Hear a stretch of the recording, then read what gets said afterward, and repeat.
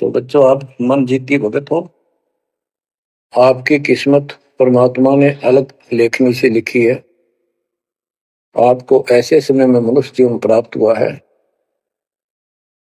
कि आपको अब मूल ज्ञान प्राप्त हुआ और संपूर्ण मोक्ष भक्ति विधि वो प्राप्त है। यानी आप चल रहे हो, प्रथम नाम लिया है, फिर सतनाम लोगे, फिर सार नाम लोगे, सार शब्द लोगे, भगवान के घर चले जाओगे। जैसे बच्चे स्कूल में पढ़ते हैं तो उनको सब सर्टिफिकेट मिलते चले जाते हैं, सब डिग्रियां प्राप्त होती हैं, तो सफल हो जाते हैं। अब के आपने सफल होना है। असफल बहुत हो लिए, बहुत फेल हो चुके हैं, बहुत बार फेल हो चुके हैं। एक तो पिछली गलतियां आपको याद रहनी चाहिए।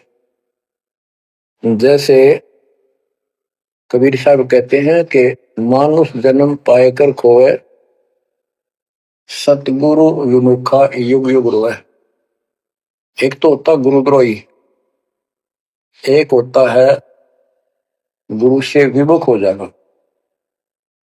जिस समय परमेश्वर कबीर जी काशी में एक लीला कर रहे थे, कमल के फूल पर शिशु रूप धारण करके प्रगट हुए सतलोक से आके।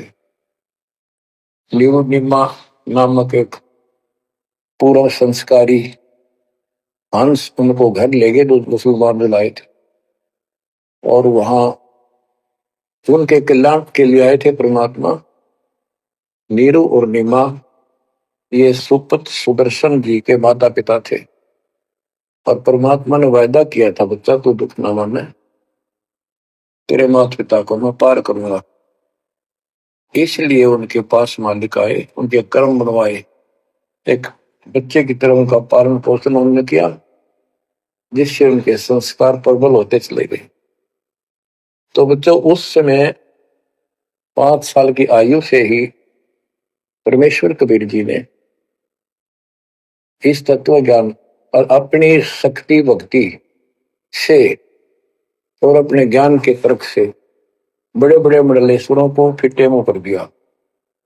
जो बड़े बड़े सिद्ध पुरुष अपने आप को सिद्धि में उत्तम माने थे, उनकी सिद्धि फेल की। लेकिन हम इतने ढीठ हैं, समर्थ को सामने देखकर भी हमने कदर नहीं की उसकी। हम अपनी अहंकार में सड़ गए। 64 लाख से श्वेत हो स्वर्ण पिता के, वो उनमें से आप ही हो, और इब आ रहे हैं वो वही है।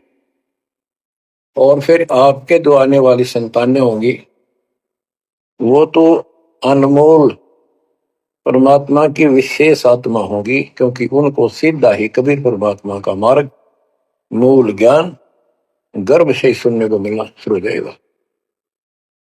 वो तो निश्चिंत पार होंगी, लेकिन वो आप पर निर्भर करता है, आप कितने दृढ़ रहते हो और कितने सफल होते हो। नहीं तो आप आने वाली पीढ़ियों के लिए बहुत बड़े दोषी हो गए। आपको ज्ञान कंप्लीट, भगवान पूरा, आपको सच्चा सतगुरु पूर्ण गुरु प्राप्त है।